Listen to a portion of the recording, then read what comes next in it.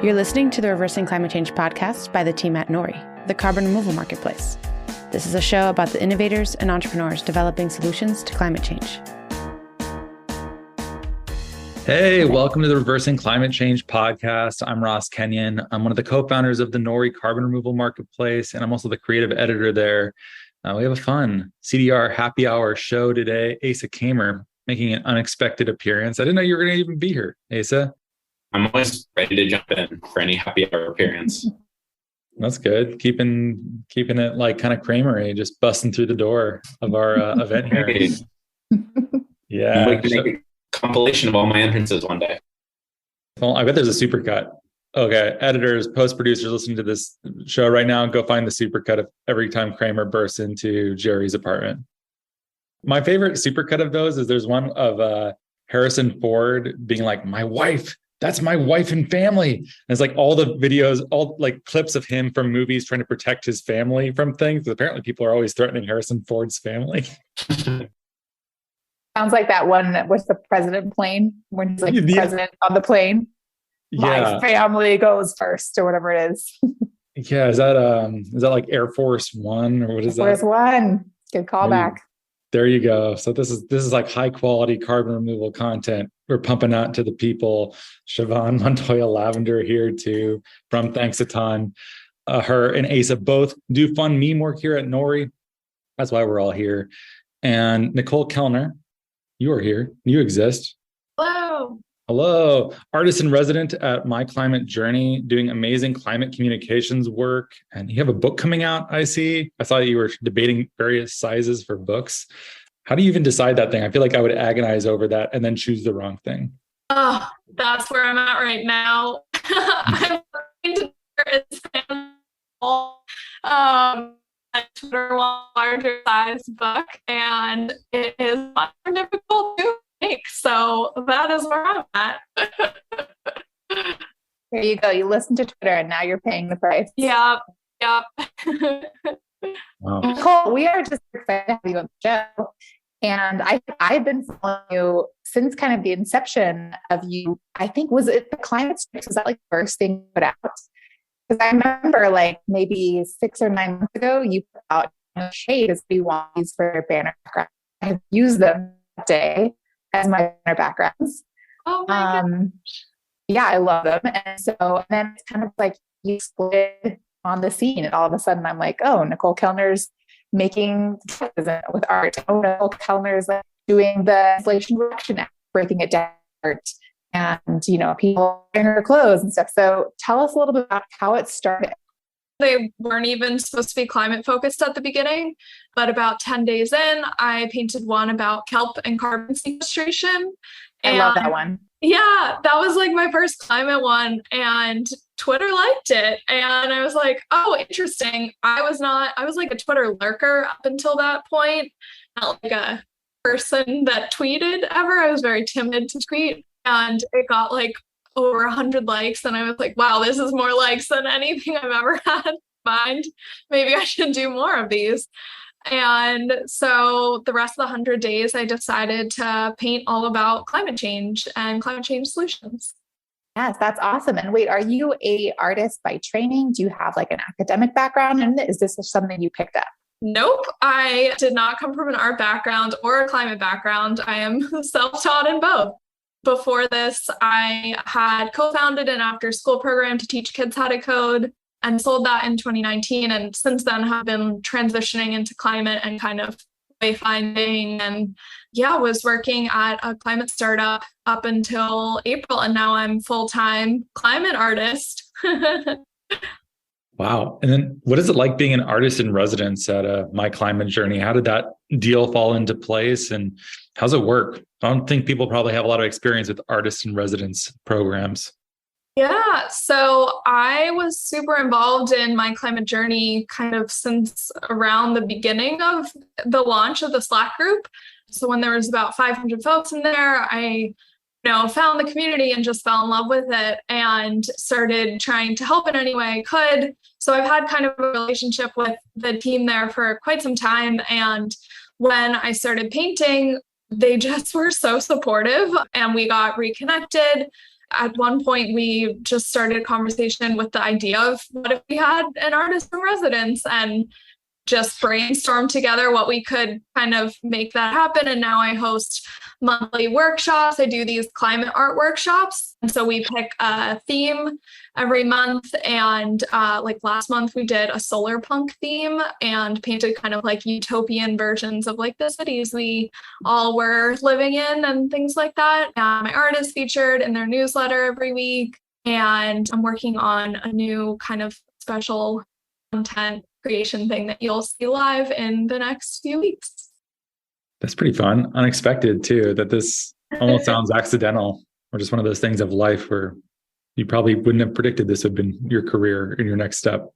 Is there any way of knowing? Truly could not have imagined 9 months ago, like 10 months ago, like this is very much a plot twist in my life, if I imagine. I'm going to go ahead and pull up NicoleKelner.com. And for those of you listening, if you want to follow along, it's we're going to go to her page and then check out her prints and look at some of the artwork she's done. You say you just started painting? Like, this is like a very new skill that you have? Yeah, I mean, I grew up loving art. I took art through high school. Like I took AP art, which I guess is, not your typical AP, but I was not trained any more than a high school amount of art. And have since then kind of, for fun, done watercolors every once in a while and have always found them very soothing, but never to this consistency or, tried to become an artist. That was never a plan of mine per se. Okay, well, it's turning out for you. So we're looking at her Kelp plus carbon sequestration, which she mentioned earlier is the piece of art she posted to Twitter that kind of kicked off the whole climate theme in terms of artwork. And so what we're looking at is the process of kelp being grown in the deep ocean and sunk to the deep ocean floor. And what I was asking her is, do you ever get kind of like the naysayers, the scientific naysayers that are like, oh, the ratio is off for the depth, or this is an entirely accurate representation. Have you come up against any of that?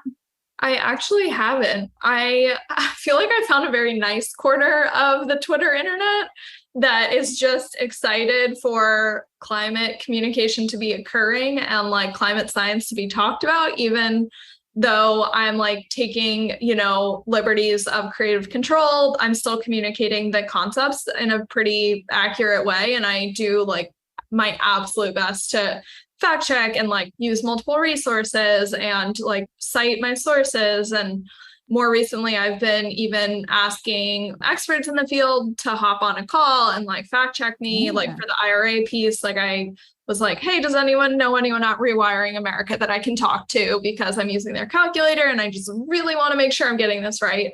And so I do my research and I mean, I can't show the full depth of the ocean in a Instagram sized piece, but I think as someone looks at it, they generally understand the concept. And I'm able to, create when I'm doing something that's like more statistic based, like if it's a graph and it needs to like correlate to numbers, I will be like very proportionate of like the bar chart, for example, and I'll print out a correlating chart and make sure I'm matching the like those angles and the height and everything. So I do my best to make it work and not make any scientists mad. Siobhan, you're so traumatized from your meme making that question. Yeah, I think that was coming from a personal place where, I think a lot of times when you're trying to communicate something and it's not in a like classic graph or chart format, and it's in a way that we're trying to capture a new audience, sometimes you have to take a little creative liberty to like land the joke or to, fit the art in, as you say. And, I think sometimes scientists can come for you, but I'm glad they haven't come for you yet. May they never. We've had like debates about like, do we just put for the text caption on Twitter, do you just put an asterisk and then you list all of the things that didn't fit in the meme without completely ruining the joke, and whether or not that's actually funny, or if we could just damn the torpedoes, publish the meme. We're having debates on this. Yeah. we have.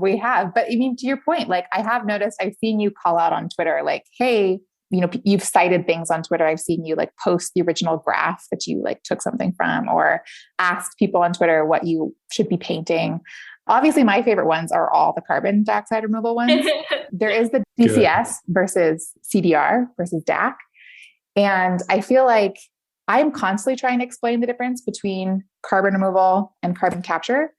And yet here you have these tiny short sentences in this relatively barren piece of art. And I feel like you really encapsulated it. Like I see it, I look at it, and I'm immediately like, yep, that's the difference right there.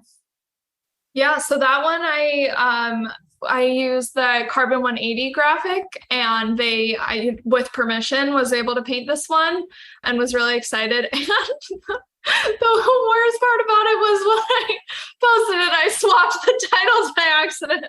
Oh God.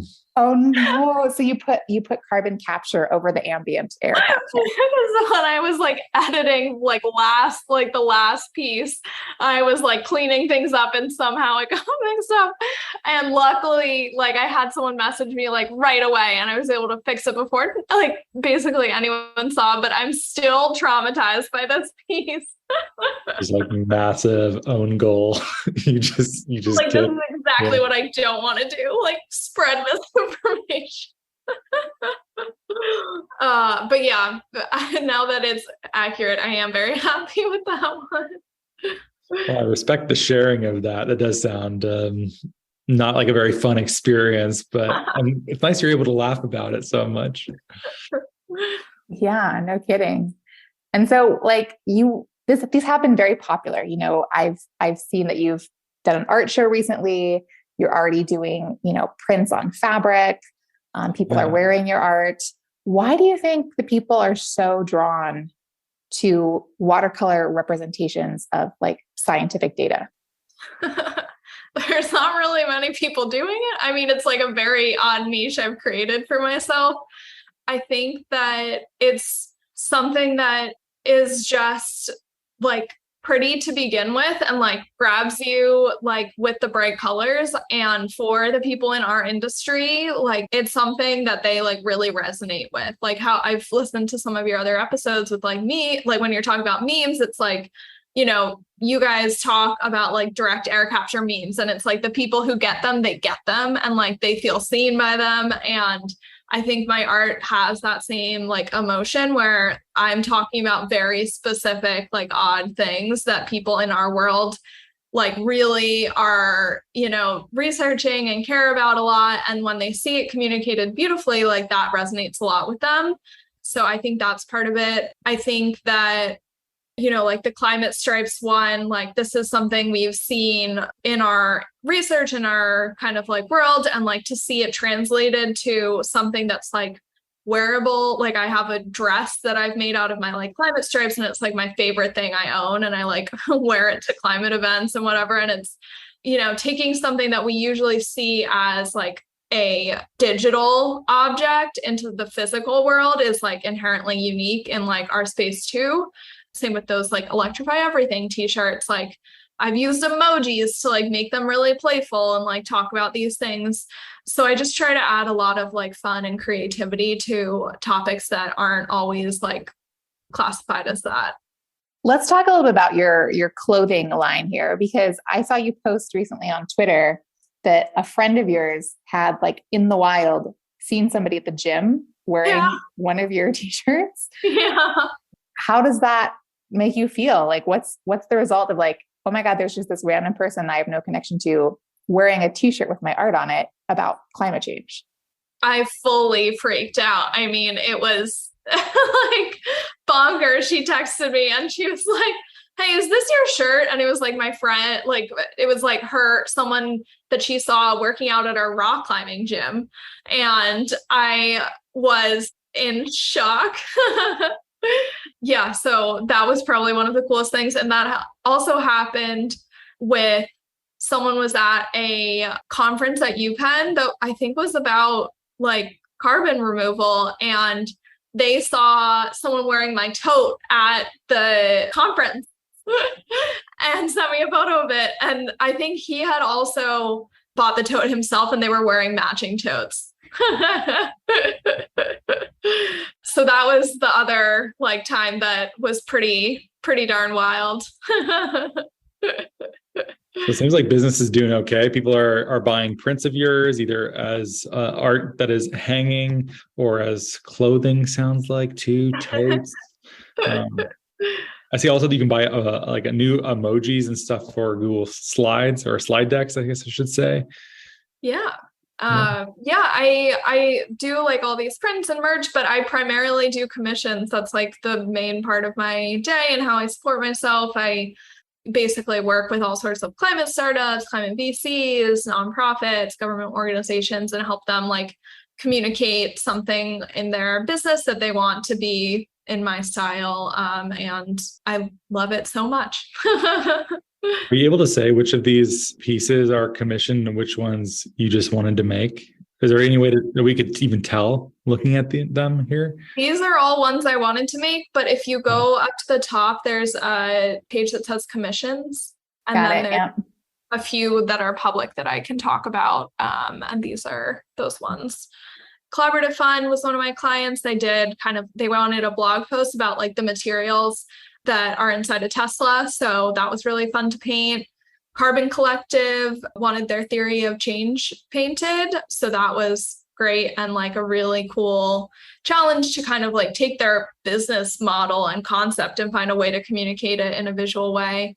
And then Climate Tech VC wanted a piece for their newsletter about peat, which was really fun, and how peat is a great carbon sequester, which I'm sure you guys are quite familiar with. Some of these are like tonally, playful. The colors, watercolor is almost inherently calming. There's also some humor in here too. I also noted this one here, Siobhan, it's at the very bottom. Oh, you're on a different page than I am. I'm on your prints at the very bottom. The world's on fire and says, yes, but what's your Web3 strategy? What? You found the one Web3 one.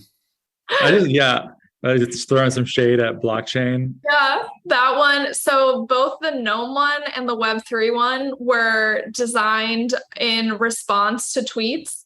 So someone was like, for the Web3 one, someone was like, someone should paint this or someone should make a graphic of this. And they like basically described a world that was like a mountain burning and like there's droughts and a house is flooding. But there's like people on top of a house that say like, yes, but what's your Web3 strategy? And I was like, oh, how can I not paint this? So that is the result. And same with the like explain how heat pump works like a 5-year-old. That was like a whole Twitter thread. And I saw one that got a lot of like likes or whatever. And I was like, ooh, that would be fun to paint. And I asked them for permission and painted that. So yeah, I see funny things on Twitter, make sure they're like the person wants me to paint them, and occasionally we'll do things like that. So if you guys ever want to collab on a meme, I'm down. Yes. Oh my God. You heard it here first. Lock her in. Let's definitely collab on a meme. We get whatever our top performing memes are in watercolor form. That's an interesting idea. Which ones are we thinking about right now that might even fit well into this? All right, let's take a risk and just do it. Oh, we might even have the most perfect one already here. I'm going to take over the screen share. What about even this one? This is like, have you ever painted a 3-wolf moon or a 2-wolf moon? No, I can't say that I have. It says, okay, if you're listening, we'll put up a link to it. It'll probably be already published by the time you listen to this. But inside you, there are 2 wolves looking at each other in front of a full moon. One says, this one supports CDR. The other one says, so does this one. I associate this so heavily with I feel like, was it Charlie Kelly or Dwight Schrute who popularized the like dumb wolf t-shirt? T-shirts like this kind of. I think Charlie has the horses, the black horses. I think Dwight is 3-wolf moon. I think it is right. Yeah. Yeah. Yeah. We're also dabbling in classic art memes. So using kind of old classic art images and then throwing up some humorous modern text on them. Like I think one we did was the confessional, and it was like a woman in a confessional and talking about how she likes to hum to like the sound of a DAC machine. Oh yeah.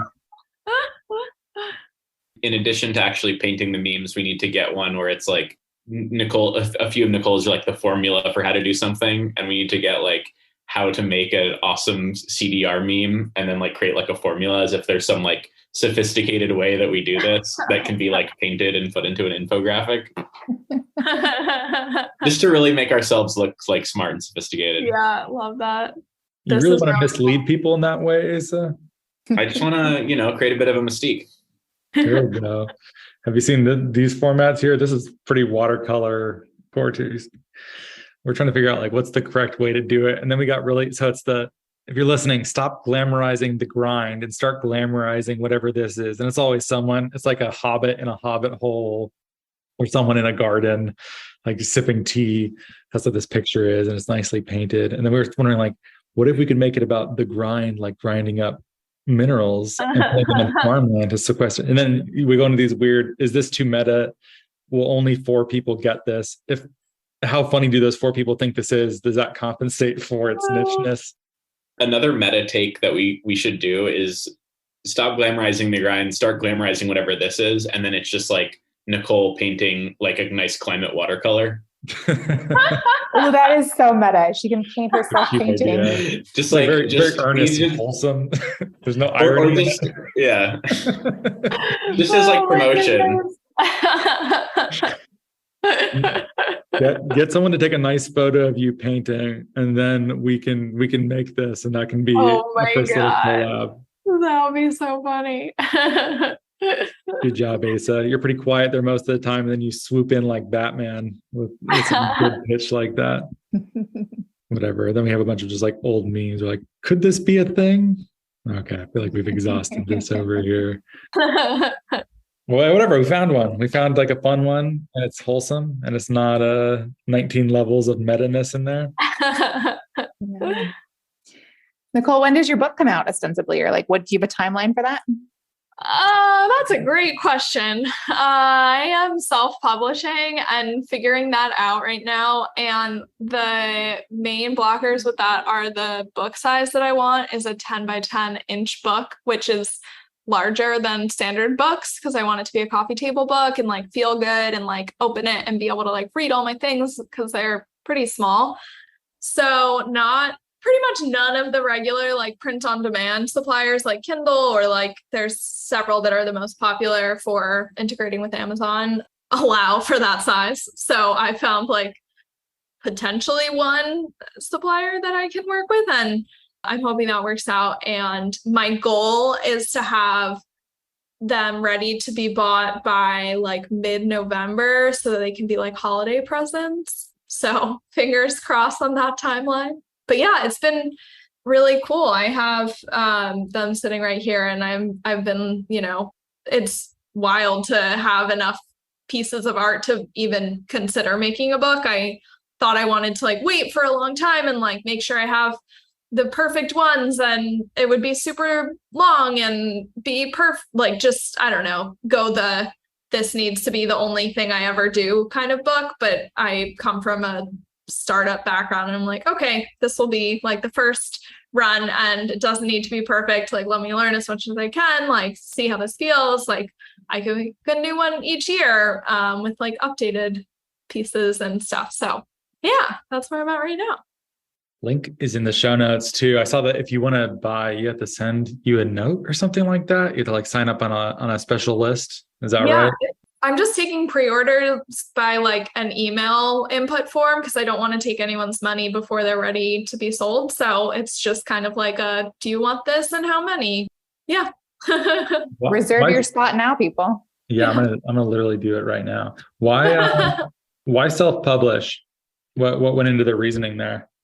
I'm like the kind of person that when I have an idea, I make it happen. And I know regular publishing takes a long time and they take a lot of royalties and you have very little control. And, once I make that one version, if I have any edits, I will not be able to fix that. So I have been always curious about what the self-publishing route looks like. And if I get approached to do like a book deal down the road, then I would be able to consider that in a different context. But just wanted to start this way, see how it goes. I've been involved in book publishing in a previous career, and many times be like, all right, this will be published in 14 months from now. And you're like, do you like the printers need to warm up, or what takes that long? They're planting the trees. Yeah, it starts that far back in the cycle. This type of deployment seems built for another age. I'm wondering, I have seen authors that have eschewed like formal relationships with publishers and just self-publishing. And it's not just weird people at conferences who write cranky economic treatises anymore. Real people will self-publish. Yeah. I also learned that you can self-publish and then later work with a publisher. So I was like, this really doesn't seem like a losing situation. Like I could just start and then I could get approached by an agent and like continue to publish if I wanted to. So I was like, why not? Let's go. I feel like people also like it being de-risked. So you took the first step, you tried it out, you tested the waters and it went well. Hopefully increase your Twitter count. That's what authors need, right? I think authors just need a Twitter count at this point. But I think that's true. Like people want to they don't want to take as big of a risk as some unpublished author. So I think this is probably a nice hybrid strategy. And it seems like you have a lot of support too. Like you already have people who, I don't know how many people have already signed up for this, but I imagine it's a sizable amount. Yeah. Yeah, it's great. I have, I don't know, several hundred pre-orders. It's been wild. Oh, that's terrific. Several hundred. Yeah. That's pretty cool. All around the world, or is it? Yeah. All around the world. Yeah. It's super fun. I have clients from all over. I have like very few in New York. I'm based in New York and I have like one client here and, or two right now. And I was like, wow, I get an in-person meeting. Whereas like I had 2 clients in Australia within the past few months. And I was like, this time zone is not the easiest to work with. Yeah, that one will get you for sure. Yeah. Has anyone ever come at you and said that your artwork infantilizes climate change or makes a mockery of it or makes it too lighthearted? Have you ever received criticism like that? No. I'm surprised we have not in that way. I feel like we're more vulnerable to that charge than potentially you are. Ours are more immature, so I think we are more open to it. I think Nicole's like the regular Winnie the Pooh, and we're like the tuxedo Winnie the Pooh. Oh, you had to use a meme analogy. I've gotten in trouble at work before. People have been like, "Is that just how you talk? Is it just references to like ancient meme archaeology?" For gold. We think the stuff that we do matters to some degree and helps make people laugh or communicate something in a new way. Have you had many experiences where you felt like you were making a difference or moving the needle in some sort of capacity, Nicole? Yeah, the smallest one that's been like such a meaningful response from a piece that I did is a piece I did that was about composting, and it was like a head of lettuce and showing that it takes like 25 years to decay in landfill.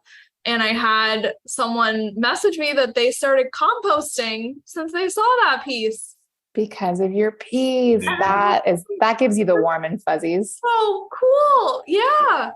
So everyone knows the hard part of composting though is knowing what to do with it once it's in there. So you need to make a second piece about when do you take your compost out? Because I'm in that trap. I freeze my compost and drop it off every week. Oh, so you're in an apartment. Okay. But I have a yard. And I'm like, how long do I leave this in here? At some point. Some of us don't have that kind of luxury. I do have a different luxury that my compost drop-off is 1 block away right now. Wow. That is convenient. Yeah. Is it at the Duane Reade inside the Duane Reade? Definitely not. It's like a farmer's market a block away.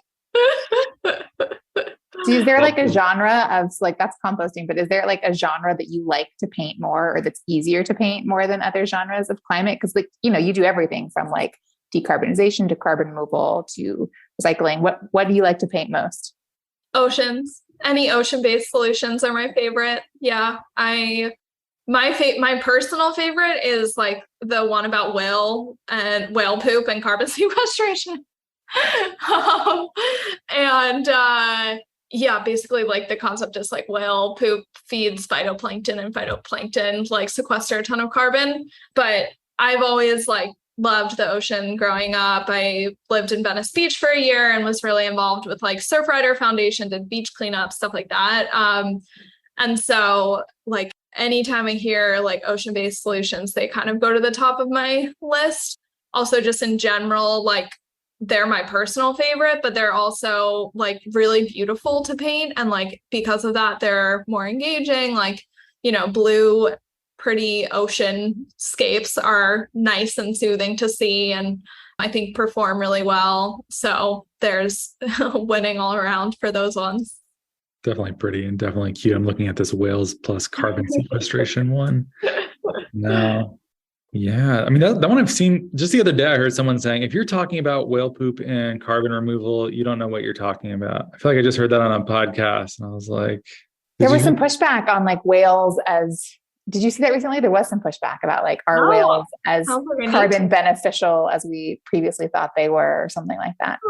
Now I'm the evil scientist pushing back on you. Nasty. You'll have to send me it, although I don't know if I want to know it. It's a beautiful story. It's like a little too perfect though, right? Yeah. But, I hope it's not. Every time I find out that some climate solution or carbon removal solution is like much more difficult to measure or track or even to perform than we originally thought, there's always a little bit of mourning. You're like, surely there's some way we can figure this out, right? Yeah. But I think everyone's so worried about that uncertainty being exploited in some nefarious way that the rush is always on to be like, don't think about this at all.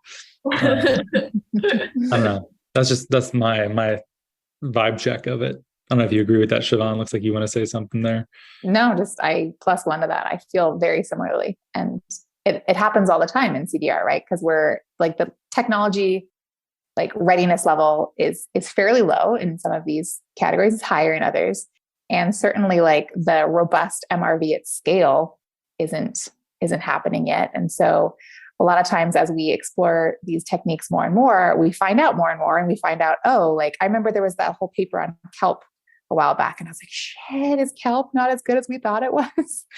And so of course I want to read it. I don't want to be an ostrich and stick my head in the sand. But then I'm like, man, I was like really excited about this. And, you know, you're taking it down piece by piece. I'm still excited about kelp, but you know, it's nuanced. There's a lot that goes into understanding these processes.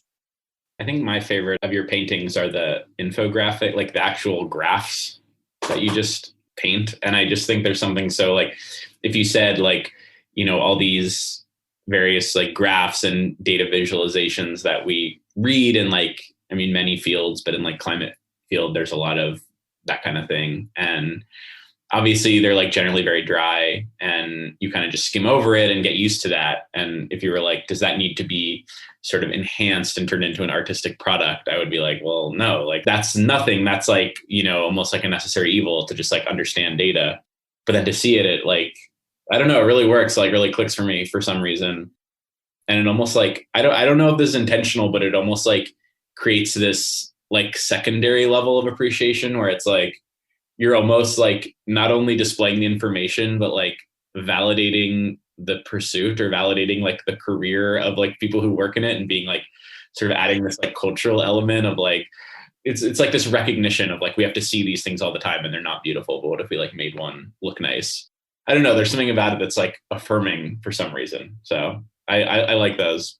Totally. I love that so much. That means a lot to hear. And that is like exactly what I'm going for. It's, you know, we become desensitized by all the graphs that we're looking at all the time. And they're filled with information that's so important. And people spend their lives sometimes to make a single graph. And like that graph could be like incredibly powerful, but it just gets like brushed over in like a giant report that is only looked at for a quick second. But when I am able to like make it shine, it makes me really happy that people will take more than a second to look at it. And I don't know, there's like a Reddit that's like, what is it?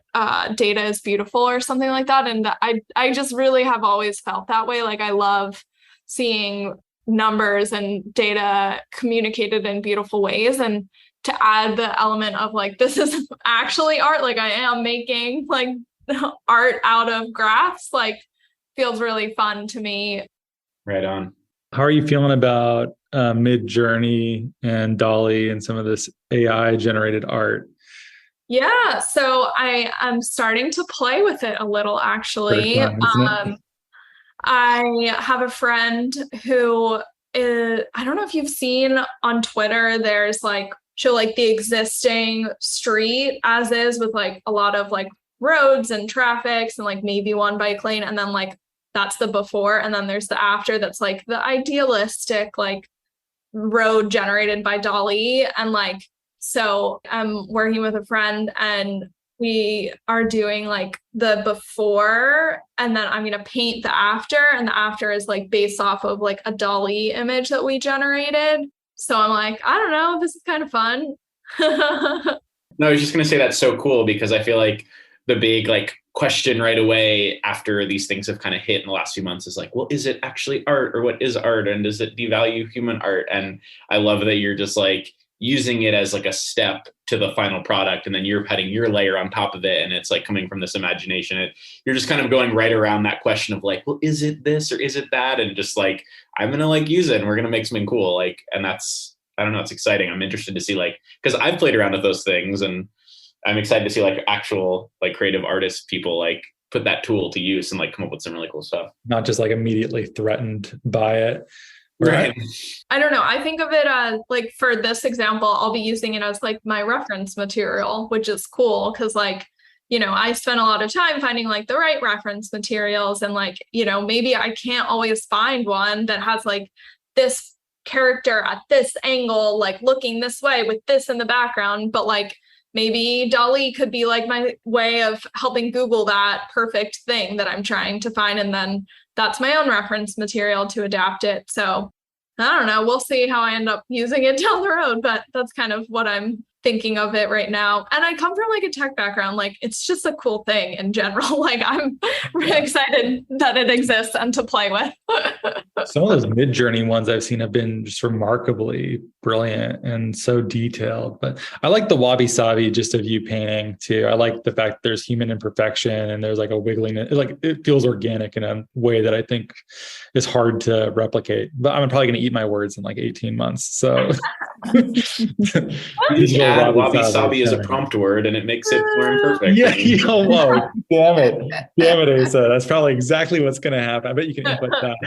I want to use it for memes that I want to do. We've done it a little bit and none of them really did well, but I wanted to make a joke of like, I pitched one yesterday that was direct air capture as painted by Mark Rothko, but it's just a normal Rothko painting of like the two colors.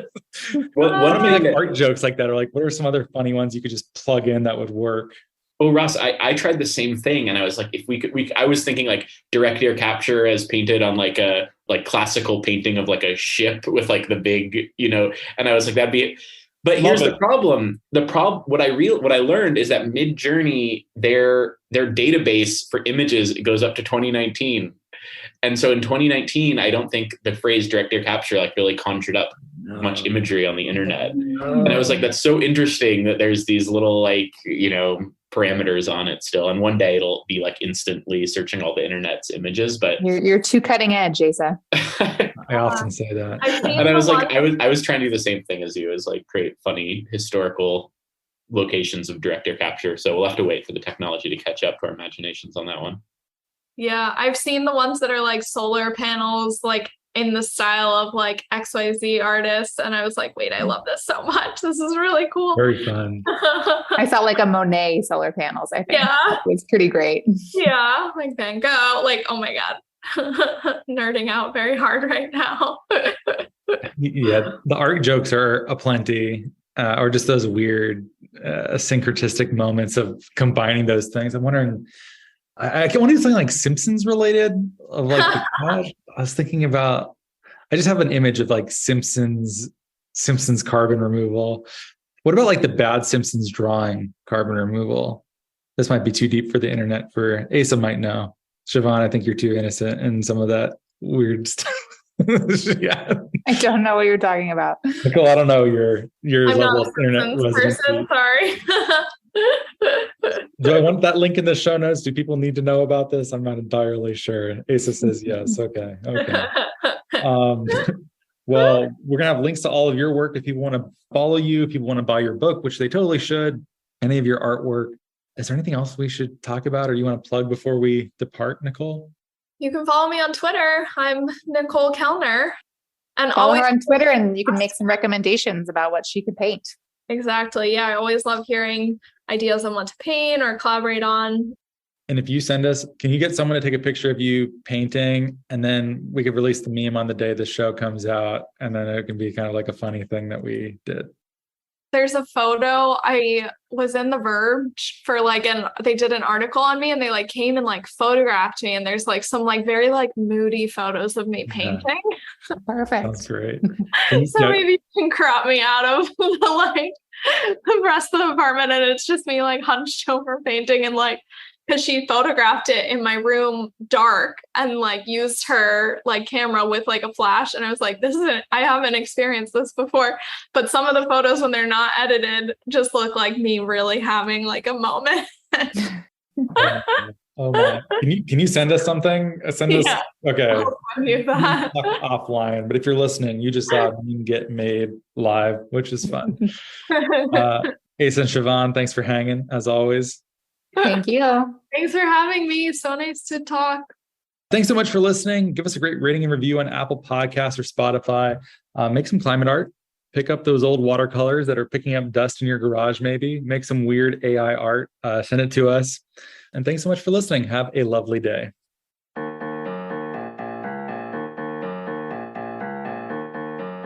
Thank you so much for listening. If you could please subscribe and give us a great rating and review on Apple Podcasts or a rating on Spotify, that'd be much appreciated. It helps us get our content out to more people. You can sign up for our newsletter at nori.com, follow us on social media, and we will catch you next time.